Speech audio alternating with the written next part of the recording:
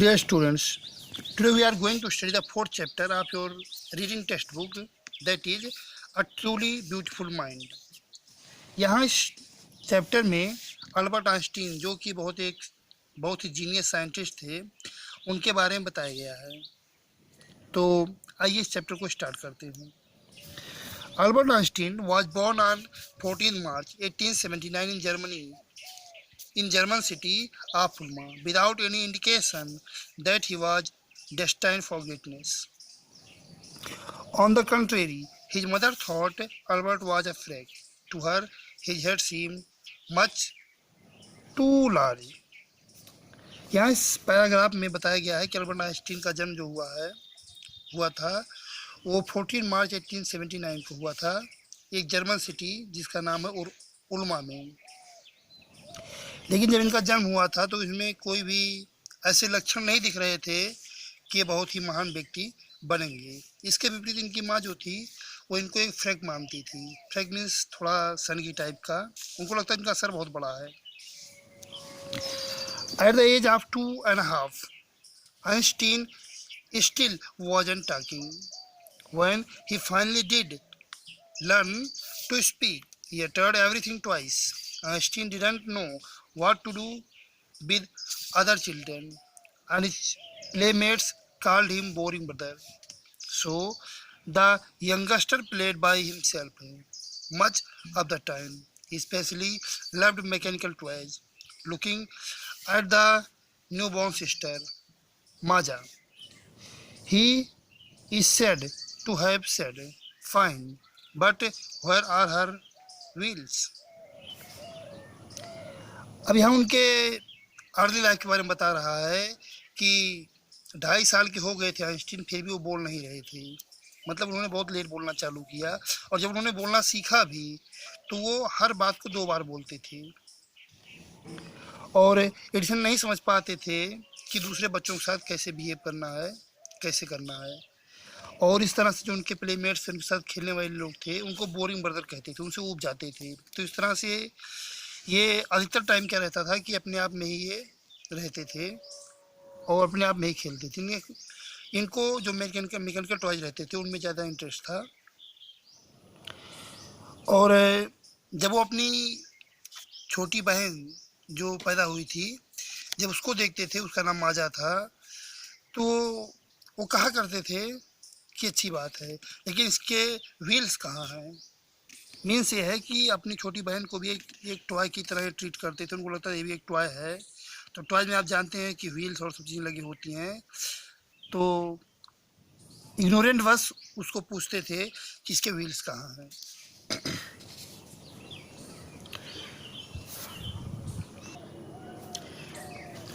Auto Neugebauer, the historian of ancient mathematics, told a story about the boy Einstein that he characterizes as a legend, but that seems fairly authentic. Otto Neugebauer एक historian था प्राचीन mathematics का। तो उसने इस लड़के Einstein के बारे में कहा था कि लड़के के जो गुण हैं वो एक लीजेंड की तरह से हैं, लेकिन ये बहुत ही कम प्रमाणित लगता था, क्योंकि जब वो बाद में बोला भी, जैसा कि वो एक लेट बोलने वाला था, आप जानते हैं 2.5 साल बाद वो बोला था, तो उसके पेरेंट्स बड़े चिंतित थे। अंत में एक दिन हुआ ये कि रात को खाना खाते समय वो अपनी चुप्पी को तोड़ा और उसने बोला, क्या बोला उसने? The soup is too hot. Greatly relieve, his parents asked why he had never said a word before. Albert replied, because up to now everything was in order. अब जब उसने कहा कि the soup is too hot, मतलब soup जो है बहुत ज़्यादा गर्म है, तो इससे उसके जो पेरेंट्स थे उनको बड़ा संतोष मिला। फिर उन्होंने पूछा कि वो कभी भी इससे पहले कोई शब्द क्यों नहीं बोला। तो अल्बर्ट आइंस्टीन ने कहा क्योंकि अब तक जो भी चीज़ें थी सब सही क्रम में थी, सही तरीके से थी। Headmaster once told his father that what Einstein choose a profession won't matter because he will never make a success at anything. Einstein began learning to play the violin at the age of 6 because his mother wanted him to. He later became a gifted amateur violinist, maintaining this skill throughout his life. एक बार Einstein के headmaster ने इसके father से बोला था कि Einstein कोई भी प्रोफेशन चूज कर ले, बट वो कभी भी किसी भी चीज़ में सफलता प्राप्त नहीं कर पाएगा। फिर एडिसन ने सॉरी फिर आइंस्टीन ने 6 साल की उम्र में वायलिन बजाना सीखा या सीखना चालू किया, क्योंकि उनकी माँ ऐसे चाहती थी। तो अपनी माँ की इच्छा के अकॉर्डिंग जो है उन्होंने वायलिन बजाना सीखना स्टार्ट कर दिया, और बाद में वो बहुत अच्छे एक्सपर्ट बन गए उसको बजाने में, और उन्होंने अपने इस स्किल को अपने जीवन भर निभाया। मतलब लाइफ लॉन्ग जो है उनको इंटरेस्ट था, वो बजाते थे violin. But Albert Einstein was not a bad people. He went to high school in Munich, where Einstein's family had moved when he was 15 months old, and scored good marks. लेकिन जैसा कि उसके headmaster ने बोला था कि ये कभी सफल नहीं होगा, ऐसा होगा ऐसा होगा, लेकिन ऐसा था नहीं। आइंस्टीन जो थे वो बैड पीपल नहीं थे। वो हाई स्कूल म्यूनिख में पढ़ने गए, जहाँ पर आइंस्टीन की फैमिली गई थी जब वो 15 महीने के थे, and score good marks almost in every subject, और लगभग हर सब्जेक्ट में उन्होंने अच्छे मार्क्स प्राप्त किए। आइंस्टीन हेटेड द स्कूल से regimentation and often clashed with his teacher. अब एडिसन को जो वहाँ स्कूल का इन्वायरमेंट था, जैसे वहाँ का डिसिप्लिन हो गया, वहाँ का स्ट्रिक्टनेस हो गया, ये सब इनको पसंद नहीं था, और अक्सर टीचर जो थे उनसे इनका डिस्कशन हुआ करता था, क्लैश झगड़ा हुआ करता था। At the age of 15 Einstein felt so stifled there that he left the school for good. 15 साल की उम्र में आइंस्टीन को इतना ज़्यादा प्रॉब्लम वहाँ होने लगी, उनको इतना ज़्यादा दिक्कत होने लगी कि उन्होंने स्कूल छोड़ दिया। The previous year Albert's parents had moved to Milan and left their son with relatives. After prolonged discussion, Einstein got his wish to continue his education in German-speaking Switzerland, in a city which was more liberal than Munich. इसके पिछले साल क्या था कि जो Albert के जो parents थे वो मिलन चले गए थे और अपने बेटे को एक रिलेटिव के यहाँ छोड़ गए थे। तो काफ़ी लंबे डिस्कशन के बाद आइंस्टीन को उनकी इच्छा पूरी करने का मौका मिल गया, और उन्होंने अपना एजुकेशन जर्मन स्पीकिंग स्विट्ज़रलैंड में स्टार्ट किया, जो एक शहर है जो अधिक लिबरल था म्यूनिख की अपेक्षा। मतलब एक जिस तरह म्यूनिख में डिसिप्लिन था और स्ट्रिक्टनेस थी, उससे कम थी, तो इनको यहाँ ज़्यादा कंफर्ट फील हो रहा था। Einstein was highly gifted in mathematics and interested in physics, and after finishing school he decided to study at a university in Zurich. But science wasn't the only thing that appealed to the dashing young man with the Wallace mustache. Einstein काफ़ी ज़्यादा बेहतर थे, काफ़ी ज़्यादा अच्छे थे mathematics में और फिजिक्स में। इसमें तो उनको वैसे सारे सब्जेक्ट्स में अच्छे थे, बट मैथमेटिक्स और फिजिक्स में उनको ज़्यादा इंटरेस्ट था। और स्कूल फिनिश करने के बाद उन्होंने डिसाइड किया कि वो जूरिक के यूनिवर्सिटी में स्टडी करेंगे, लेकिन साइंस ही उनका एक इंटरेस्ट नहीं था, उनको दूसरी भी चीज़ों में काफ़ी इंटरेस्ट था। He also felt a special interest in a fellow student, Mileva Marik, whom he found to be a clever creature. This young sub had come to Switzerland because the university in Zurich was one of the new in Europe where women could get a degree.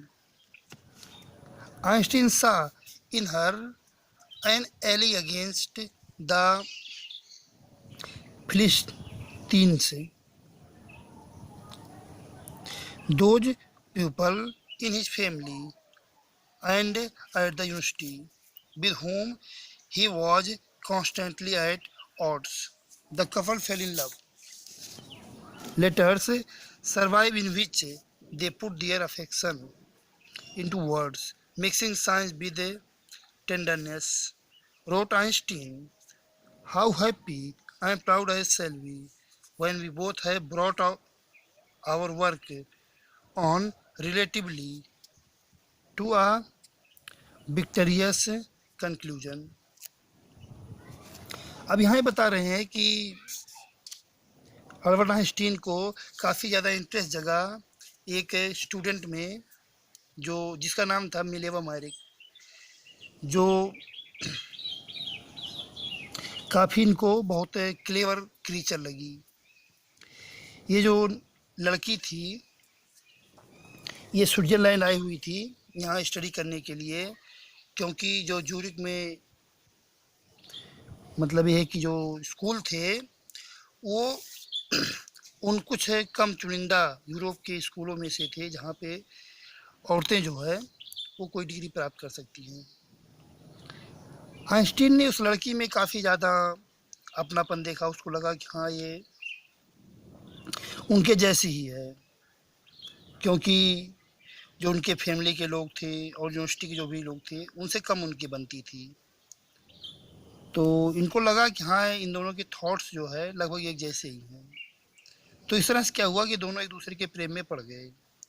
अब इनके letters भी एक दूसरे को आने जाने लगे, ये इनको उसको लेटर लिखते थे और वो इनको लेटर लिखती थी, और उनके जो इमोशन जो फीलिंग्स थे उसमें भी साइंस मिक्स होकर के रहते थे। जैसे कि आइंस्टीन ने एक बार लिखा था कि how happy and proud I shall be when we both have brought our work on relatively to a victorious conclusion. अब यहाँ आप देख रहे हैं कि इसमें साइंटिफिक वर्ड्स का यूज किया गया है कि उनको कितनी हैप्पी होती है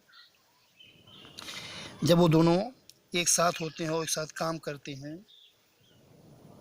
और उसमें उनको सफलता निष्कर्ष के रूप में प्राप्त होती है। In 1900 at the age of 21 Albert Einstein was a university graduate and unemployed. He worked as a teaching assistant, gave private lessons and finally secured a job in 1902 as a technical expert in the patent office in Bern. While he was supposed to be assessing other pupils' inventions, Einstein was actually developing his own ideas in secret. He is said to have jokingly called his desk drawers at work the Bureau of Theoretical Physics. सन 1900 में 21 साल की उम्र में Albert Einstein जो थे वो university graduation को complete कर लिए, लेकिन वो अनएम्प्लॉयड थे, उनके पास कोई जॉब नहीं था। उन्होंने एक असिस्टेंट टीचिंग के रूप में काम किया, कुछ प्राइवेट ट्यूशन्स उन्होंने दिए और अंत में उनको जॉब मिला 1902 में एक टेक्निकल एक्सपर्ट के रूप में in the patent office in Bern. When he was supposed to be assessing other people's inventions. जब ऐसा उनको मतलब उनके लिए सोचा जा रहा था कि हाँ दूसरे लोगों के जो प्रोफेशंस हैं या जो उनके मतलब जो आविष्कार हैं दूसरे लोगों के उसको असेस करेंगे, उस पर स्टडी करेंगे। तो वास्तव मेडिसिन का हुआ ये कि वो अपने खुद के आइडियाज़ को डेवलप कर रहे थे सीक्रेटली, मतलब रहस्यमय ढंग से। वो दूसरों को की स्टडीज़ को फॉलो करने के बजाय वो अपने स्टडीज़ पर फोकस कर रहे थे। उनको मजाक में कहा भी जाता है कि जो उनका वो हमेशा अपने डेस्क ड्रॉअर के वर्क पे रहते थे, मतलब एक जो भी उनके सीक्रेट्स रहते थे, जो भी उनके इन्वेंशंस थॉट्स रहते थे वो अपने ड्रॉअर्स में रखते थे। One of the famous papers in 1905 was Einstein's special theory of relativity, according to which time and distance are not absolute. Indeed, two perfectly accurate clocks will not continue to show the same time if they come together again after a journey. If one of them has been moving very fast relative to the other. From this followed the world's most famous formula, which describes the relationship between mass and energy equal to mc square. जो Edison के बहुत ही famous papers थे उनमें से एक था जो 1905 में एडिसन ने पब्लिश किया, वो था उनका थियरी ऑफ रिलेटिविटी। उनके अनुसार टाइम और डिस्टेंस ये दोनों एब्सोल्यूट चीज़ें नहीं, इनमें कुछ भी मतलब एब्सोल्यूट मतलब होता है कि बहुत सटीक, तो ये दोनों सटीक चीज़ें नहीं हैं, इनमें कुछ इनएक्यूरेसी आ सकती है। वास्तव में दो जो परफेक्टली एक्यूरेट क्लॉक हैं या वॉच जिसे आप कहते हैं, ये लगातार सही टाइम को नहीं दिखाएंगे अगर उनको कुछ समय के लिए जर्नी पर ले जाया जाए और फिर लाके उनको एक साथ में रखा जाए, तो ये पाया जाएगा कि उनमें से एक क्लॉक जो होगा वो बहुत तेज़ी से मूव कर रहा होगा, चल रहा होगा, और दूसरा जो है थोड़ा धीमे चल रहा होगा उसके कंपैरिजन में।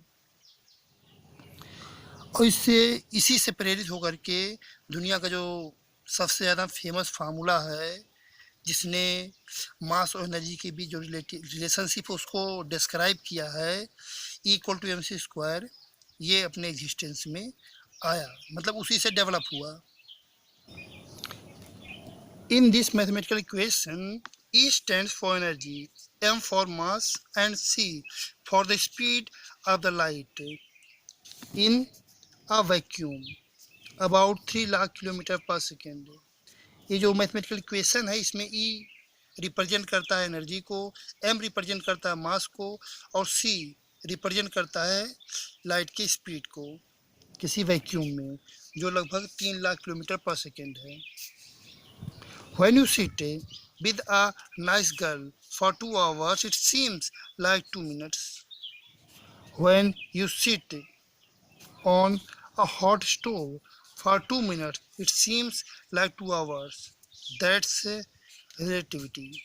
अल्बर्ट आइंस्टीन ने एक बार कहा था कि जब भी आप किसी अच्छी लड़की के साथ 2 घंटे तक बैठते हो तो ऐसा लगता है कि आप 2 मिनट के लिए उसके साथ बैठे हो। वहीं जब आप किसी गर्म स्टोव पर बैठते हो 2 मिनट के लिए तो आपको लगता है कि आप 2 घंटे तक बैठे हैं।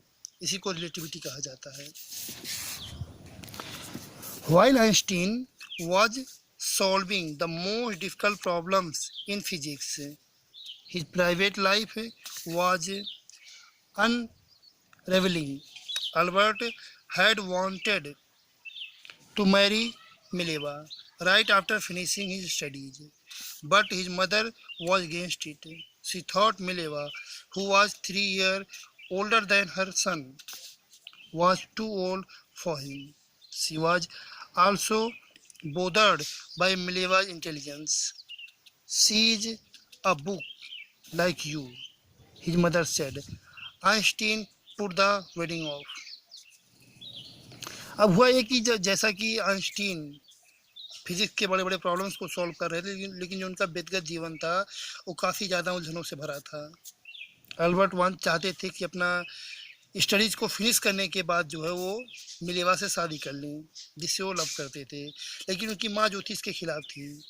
उनको लगता था कि मिलेवा जो है जो इनसे 3 साल की बड़ी है, मतलब इनके बेटे से आइंस्टीन से 3 साल की बड़ी है, तो इनके लिए फिट नहीं है वो।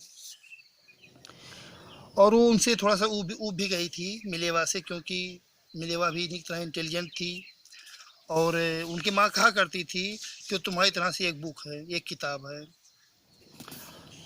तो इस वजह से आइंस्टीन ने अपने शादी को जो है ऑफ कर दिया, मतलब ये कि उसको टाल दिया। The pair finally married in January 1903 and had 2 sons, but a few years later the marriage faltered. Mileva, meanwhile, was losing her intellectual ambition and becoming an unhappy housewife. After years of constant fighting, the couple finally divorced in 1919. Einstein married her cousin Elsa the same year. अब अंत में क्या हुआ कि इन दोनों का finally शादी हो गया 1903 में। उनके दो बेटे भी हुए, लेकिन कुछ ही साल बाद इनके शादी के ये जिनकी शादी थी ये फेल्टर मतलब ये कि सफल नहीं हुई। मिलेवा उसी समय अपना जो इंटेलेक्चुअल उसका एम्बिशन था उसको खो रही थी और वो काफ़ी अनहैप्पी हाउसवाइफ बन गई थी। कई साल तक लड़ाई झगड़ा करने के बाद क्या हुआ, जो 1919 में इन दोनों ने तलाक ले लिया। फिर उसी साल आइंस्टीन ने उसकी कजिन एल्सा से शादी किया। Edison's new personal chapter coincided with his rise to world fame. In 1915, he had published his general theory of relativity, which provided a new interpretation of gravity. An eclipse of the sun in 1919 brought proof that it was accurate. Einstein had correctly calculated in advance the extent to which the light from fixed stars would be deflected through the sun's gravitational field. The newspaper proclaimed his work as a scientific revolution. Einstein का जो नया personal chapter था coincided with his rise to the world fame, वो उनको विश्व ख्याति की सीमा पर लेके आया। यूँ कह लो कि उनको विश्व प्रसिद्धि प्रदान कर दिया। In 1915 he had published his general theory of relativity. उन्होंने 1915 में जो जनरल थियरी ऑफ रिलेटिविटी है उसको पब्लिश किया, जिसने एक नई व्याख्या प्रदान किया ग्रेविटी को, मतलब ग्रेविटी को एक नए तरीके से उन्होंने जो है इंटरप्रिटेट किया है, उसकी व्याख्या किया। An eclipse of the sun in 1919 brought proof that it was accurate. 1919 में एक इक्लिप्स ऑफ द सन जो है उसने प्रमाणित किया कि ये बिल्कुल सही है। Einstein had correctly calculated in advance to the extent to which the light from fixed stars would be deflected through the sun's gravitational field. Einstein ने बहुत ही सटीक तरीके से पहले से ही ये बता दिया था कि जो लाइट है जो किसी फिक्स्ड स्टार से डिफ्लेक्ट होता है सन के ग्रेविटेशनल फील्ड से होकर के। इस न्यूज़पेपर मतलब जो भी न्यूज़पेपर्स थे उस टाइम के, उन्होंने ये पब्लिश किया या अपने न्यूज़पेपर में ये बोला कि जो इनका वर्क है वो एक साइंटिफिक रेवोल्यूशन है, मतलब इनको बहुत इनकरेज किया न्यूज़पेपर्स ने भी। Einstein received the Nobel Prize for Physics in 1921. 1921 में इनको फिजिक्स में अपने वर्क के लिए नोबेल प्राइज मिला। He was showered with honors and inventions from all over the world and lauded by the press. उनको पूरे संसार से उनके आविष्कारों और डिस्कवरी के लिए जो है इनको काफ़ी ज़्यादा लोगों ने प्रेम बरसाया इनके ऊपर, और जो प्रेस था उन्होंने भी इनकी बड़ी प्रशंसा की। When the Nazi came to power in Germany 1933, Einstein immigrated to the United States. 5 years later, the discovery of nuclear fission in Berlin had American physicists in an uproar. Many of them had fled from fascism just as Einstein had, and now they were afraid the Nazis could build and use an atomic bomb. जब 1933 में Nazi लोग आ गए Germany में अपनी शक्ति में, तो Einstein आकर के यूनाइटेड स्टेट्स में बस गए। न्यूक्लियर फिजन जो बर्लिन में हुआ था उसके 5 साल बाद had American physicist in approver, मतलब ये जो अमेरिका के जो फिजिसिस्ट थे, जो फिजिक्स के साइंटिस्ट थे, वो काफ़ी ज़्यादा परेशान हो गए इस डिस्कवरी से। बहुत से लोग जो उनमें से थे, वो फेसिज्म से वहाँ से भाग गए थे। फेसिज्म मतलब होता है जो नाजीवाद का एक थियरी है, तो उससे क्या है कि वहाँ के लोग काफ़ी वहाँ से भाग गए थे, जैसा कि आइंस्टीन ने किया था। क्योंकि आइंस्टीन भी नाजियों से परेशान होकर के अमेरिका आ गए थे, तो बाकी लोग भी कई थे जो वहाँ से हट गए थे। And now they were afraid the Nazis could build and use N atomic bomb. अब वो लोग भयभीत थे कि कहीं नाजी ऐसा न करें कि इस मतलब डिस्कवरी का एटॉमिक बम बनाने में यूज करें।